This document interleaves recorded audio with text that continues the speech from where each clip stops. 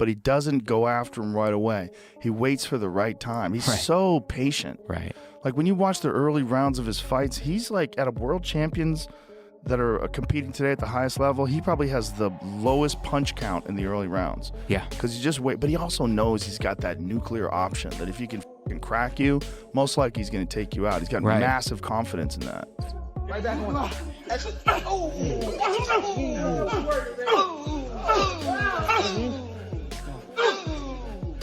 Body.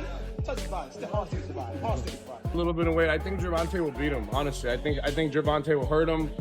I think he'll just use IQ. He'll tire him out a little bit. And, you know, I think he'll land. Floyd Mayweather has reportedly reconnected with Gervonta Davis for an intense training session ahead of Davis's highly anticipated fight against Jake Paul.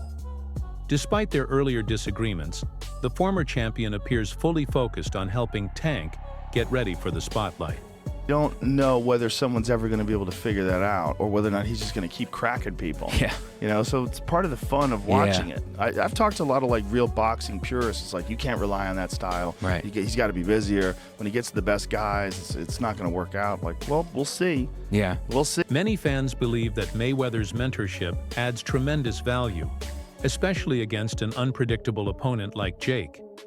Their reunion has created a wave of excitement and speculation, with many now thinking this fight might be more serious than they first believed.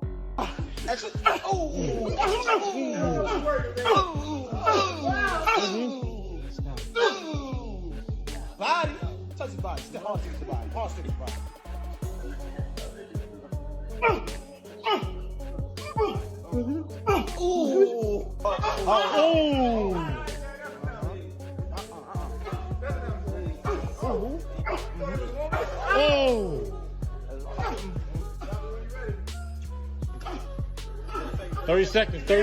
Gervonta Davis has earned a reputation for pushing himself to the limit in every training camp. This time is no different. Footage and insider reports show him working relentlessly on his speed, precision, and explosive power. Coaches describe him as sharper than ever, moving with urgency while maintaining total control of his punches. His footwork drills are faster and cleaner, allowing him to glide effortlessly around the ring. His trainers know this matchup demands absolute perfection, and Tank isn't leaving any room for mistakes. Whether it's refining angles, reaction time, or defensive movement, everything he does shows how seriously he takes the threat Jake Paul presents. Tank's mindset hasn't changed. Stay ready, stay hungry, and stay dangerous. See, man, like every single time, you know, people said that Jake would get finished or he would lose a fight. He obviously proved everybody wrong. But I genuinely believe this time, I think that, you know, with Gervonta's boxing IQ and him having Jake come down a little bit in weight, I think Gervonta will beat him, honestly. I think Gervonta will hurt him. I think he'll just use IQ. He'll tire him out a little bit. And, you know, I think he'll land. You know, Gervonta knows how to touch his opponents. But it's interesting because when Floyd fought Logan, the size really made a big, you know, impact. And you saw Floyd struggle, you know, against a big, you know, Ohio corn-fed, you know, wrestling strong dude. And, you know, I've sparred Jake and Logan before, and, you know, they train hard. You're picking Tank by knockout? Look, I sparred them years ago. They're much better than when I sparred them. They're athletes. You know, they train really hard. I think they work harder than... Leonard Ellerbe has openly expressed his confidence in Tank's star power, saying no other fighter today entertains the crowd quite like him. Fans don't just pay for tickets or tune in to see a win.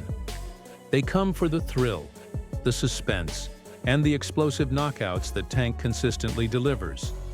Ellerbe explains that people don't want to watch a slow, cautious fight. They crave excitement and risk, the kind that keeps them at the edge of their seats. Tank's knockouts aren't just about power. They become unforgettable moments that dominate highlight reels and spark debates online. He understands both showmanship and responsibility. Fans expect action, and he gives them exactly what they pay for. This upcoming fight with Jake Paul, despite all the controversy, offers another chance for Tank to prove he's the most electrifying fighter of his generation. Under 10 fights, like, what if Jake Paul knocks one of them out? Like, what if you get a guy that like hasn't been tested and maybe has some promise and maybe gets wrapped up in the hype and maybe gets a little nervous and this is his first chance at a big show, and Jake Paul can crack. Yeah. 100%. That knockout of Tyron Woodley is legit as fuck. He can crack. But Eddie's point in that interview, and I think the point that just about every boxing aficionado would say, is that Tyron Woodley. Paulie Malignaggi believes that boxing needs to protect its true spirit. In his view, the fight between Tank Davis and Jake Paul feels more like a spectacle than a legitimate competition. He worries that a sport built on decades of tradition and fair matchups is starting to feel scripted, where fame overshadows skill. Malignaggi argues that if victories aren't earned against equally skilled opponents, the meaning behind those knockouts starts to fade. Casual fans might cheer, but longtime boxing followers are left disappointed, fearing the sport is losing its authenticity. In a conversation with Chris Algieri, Malignaggi emphasized that mismatches harm boxing's reputation and urged promoters to refocus on real, high-level competition. Call it a fake fight, but it has real consequences. Let him get knocked out by Jake. Let him get embarrassed by Jake. He can't come back. He'll be made a mockery of. He done took a knee, grease in the eye, had a draw with Roach, which everybody thinks Roach was robbed, and then made a mockery of by Jake Paul, a YouTuber. Which is why Gervonta Tank Davis is on demon time.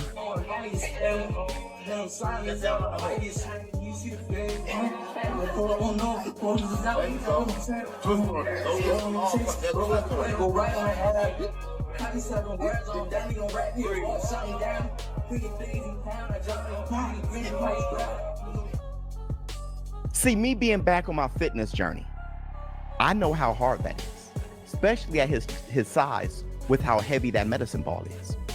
Gervonta Tank Davis is going to go hard, pause, on that Jake Paul fight. He has to. While everybody is trying to dismiss that shit, there's a knockout bonus and everything. You got Lamont Roach calling him all these names. Tank Davis shut off his social media. He can't take y'all negativity, making him worse before the fight. He can't allow y'all to be in his head, which that's what y'all want to do. The end of Tank. And I don't. I think boxing is better with Tank involved. I always say that. If there is boxing, boxing is even better when there's more talented and... Floyd Mayweather's influence in boxing remains unmatched, and the constant rumors surrounding him speak volumes. Analysts suggest that his reported interest in facing Tyson shows that he's not ready to fade from the spotlight. Even in retirement, it is heavyweight champions of all time and fellow Brooklynite, Mr. Mike Tyson. How are you today? Always searching for ways to stay relevant. I'm great. It's really great to see you again. Last time I saw you, it was at Fanatics Fest. It's about maintaining control over his legacy. Sharing headlines with Tank and Jake may have reignited that familiar spark in him, reminding the world that his name still carries incredible weight. Whether the Tyson idea actually happens or not, one thing is clear. Floyd wants to make sure the spotlight always finds its way back to him. It's entertainment, right? But that's what this is. It's sports entertainment. This is what's going to put butts in the seat, believe it or not. This is what's going to, bring a lot of money to the sport. Especially, we have people trying to say boxing is dead, boxing is dying. But, we have a whole demographic of people that don't even watch boxing, interested in boxing. So I like to look at it that way. Like we're making these fantasy dream matchups come to life with Floyd and Tyson, And to be honest, I'm a little biased because Floyd, he is my favorite fighter of all time. And Tyson, he is a guy that basically made me fall in love with boxing. And he's the icon, the myth, the legend for me. So it was them two fighting. It's yo, that's crazy. You know what I'm saying? So and then on top of that, it's an exhibition, bro. It's not something to be taken serious. It's something that is for the people to just enjoy and watch. It's an exhibition. It's not like they're making it a sanctioned fight. Now, Jake and Tank, are they making that a sanctioned fight? I think they are. They're trying to. It's a lot of moving parts right now with that. Yeah, so I think that's where certain things become an issue. because now you're putting it into a serious, you know, space. You know what I'm saying? Which it shouldn't be. It's honestly, if it's sanctioned, how the heck they gonna, you know, I don't know, bro. I don't know how the heck they gonna like really pull that off, but I guess I don't know. Yeah. But yeah, man, it's kind of certain things, you know, you got to question. But at the end of the day, it is putting more eyes on the game. It's keeping the sport alive. And yeah, like I feel like Jake, his vision, his views, it's kind of bringing like eye openings. It's kind of opening people's eyes. You know, it's funny because I genuinely. Eddie Hearn agrees that while entertainment plays a role in boxing, it should never become the foundation of matchmaking. He warns that if social media fame begins to dictate who gets world-class fights, the sport could lose its credibility. According to Hearn, Tank vs. Jake is a crossover event, fun for audiences and profitable for broadcasters, but questionable in terms of sporting integrity. He insists that genuine competition must always come first. If hype keeps replacing rankings, younger generations might start believing that celebrity bouts are the same as true championship fights. His message is clear: boxing must stay boxing, not a social media storyline built for views. In the lead-in to the Gervonta Davis-Lamont Roach fight, Gervonta was not actually even interested in fighting Lamont Roach. He was trying to fight Vasily Lomachenko. And Vasily Lomachenko was the guy that was going to really kind of propel him. It was the big fight that he wanted to get. But unfortunately for him, Vasily Lomachenko decided to retire instead of fighting him. So all of the time that it went into negotiating that fight with Vasily Lomachenko, where he really thought that he was going to get, you know, that marquee fight with a fighter, you know, in that division, it goes away, right? So what does he do? He then has to try to make a fight with somebody else. And that somebody else was Lamont Roach, somebody that he knew, somebody that was from the same area that he is, and somebody pretty much he was doing that the PBC was doing a solid for, and saying, okay, man, we really don't have an opponent, but this guy has a 130-pound title. He just beat Hector Garcia, the same guy that we beat. So boom, let's make the fight. However, that fight was originally supposed to be in Houston, and it had all kind of problems with the venue, moving the venue from here to there. It was supposed to be on one date, then it gets moved to the next date, right? And so basically it gets delayed and delayed and delayed. He also has issues with a judge over a hit and run case, and he's not allowed to leave Florida. She cites him and drags him into court because he went to DC, or he went somewhere without permission. So now he has another threat over his head about going to jail. Just a lot of stuff on the top of that young man's head in the lead into that. The host of the Wade Concept broke down the mind games behind Jake Paul's strategy. Jake isn't just a fighter. He's a businessman and a strategist who understands how to pull major names into the boxing spotlight. By showcasing a luxurious lifestyle and offering massive paydays, he's mastered the art of turning criticism into opportunity. For Tank, who thrives on proving doubters wrong, Jake's taunts and bold statements became impossible to ignore. Jake's psychological tactics are part of his success. He turns negativity into money and builds momentum with every viral moment, positioning himself as a disruptor, capable of drawing elite fighters into his orbit. For him, the mind game is just as important as the fight itself. Inventor to an undercard fighter, and then now, worse than an undercard fighter, you're being brought in for sparring, and you're like, ooh, I get to pick Jake Paul's brain, and you're like happy about being a sparring partner. For me, that wouldn't be kosher. If I was Shakur and I am who I say I am, I would be trying to build my brand as big as possible, right? Like, if you want to be a big actor, you're going to get to a point where you got to start starring in the movies. You can't just keep doing cameos and showing up for 5 seconds in a movie. You'll never get to Tom Cruise, Brad Pitt, Will Smith, Denzel Washington. You'll never, if you're not a leading man, you'll never get to where they've been, Leonardo DiCaprio. They don't trust you with the whole movie, right? So for me, if my goal as an actor was to be a leading man and to be the top build, you got to start working towards that. And if you keep doing favors and other people's projects where you do these little bit roles and extra, you're an extra in somebody else's movie, I feel like that's a conflict of interest because it's not really going to get you towards your end goal. So that's what I'm looking at. Shakur, the branding stinks. You're literally Jake Paul's sparring partner right now, just because you don't like Tank. So, like I said in the last video, the branding sucks. Not Tank. It's gonna actually bump up Tank. Yeah, these actions. Hey, people gonna be supporting Tank on these type of actions. You guys gotta look at the big picture, man. Years ago, man, I had a chance to spar. You know what I'm saying? Ricky Hatton. Showbiz believes that reducing Tank's decision to money alone misses the real story. Yes, the payout is massive, but Tank also has pride and legacy to defend. The knockout bonus adds extra motivation because it ensures one thing: Tank won't play it safe. When a fighter of his caliber hears that a knockout brings a huge reward, it instantly increases the intensity. Every punch becomes a statement, and every round feels like a hunt. Tank isn't stepping into the ring for an easy paycheck. He wants a decisive, unforgettable victory.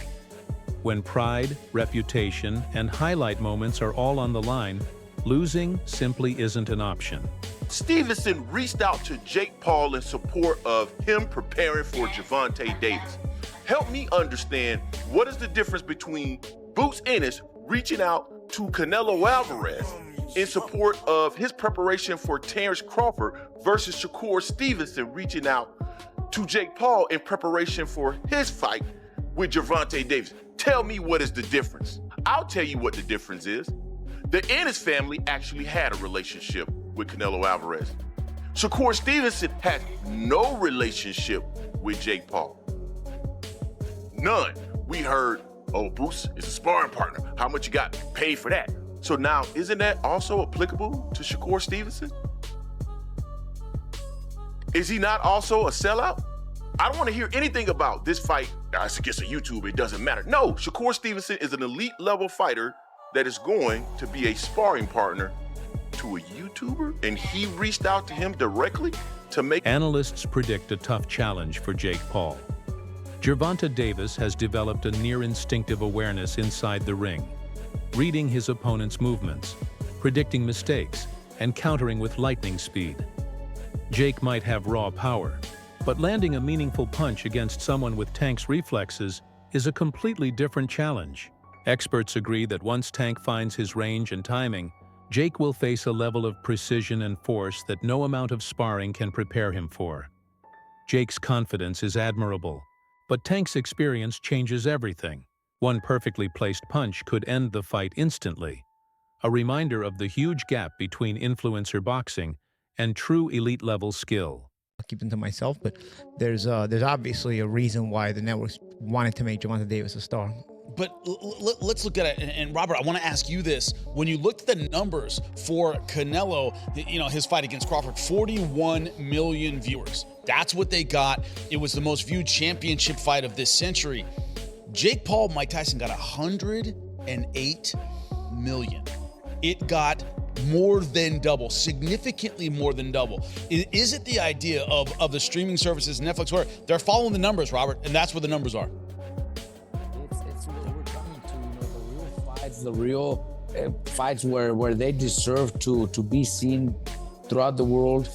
It's great. They have good numbers, but when you see guys, that are YouTubers, guys that are 60-year-old retired and coming back, and getting 2 times more than what a real fight, it's kind of, I don't know, it's kind of embarrassing, kind of sad that we're getting there, that we're in that situation.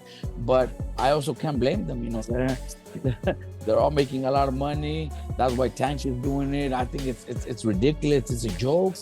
But I can't go against that either. He's making a lot of money. Jake Paul is doing his thing. Jake Paul is he makes these fights happen and gets the views. So people are Former boxer Bernie Thaw doesn't hold back when discussing this matchup. He laughs at those who focus only on Tank's payday, saying they're missing the real point. Gervonta Davis is already a multimillionaire, so money isn't the main story here.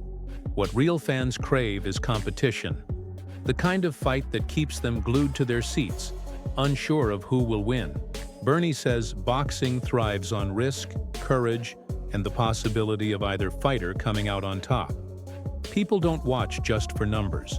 They watch for greatness, for moments that become part of history. To him, boxing should always prioritize thrilling, competitive battles over financial gain. Gervonta Davis, Crazy. Your thoughts on this? I have locks with Snaggy right there. I think Jake Paul wins that fight. You're way look. Obviously, Gervonta Davis has way more experience. He's a hell of a fighter. He's done so much more for boxing, and than a lot of people.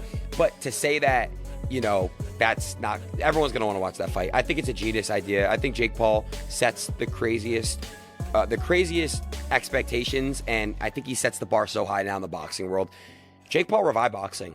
People could say what they want to say about it, but Jake Paul really revived. So, what do you think? Does Mayweather's mentorship give Tank the ultimate edge? Or are fans once again underestimating Jake Paul's strategy? Share your thoughts in the comments below.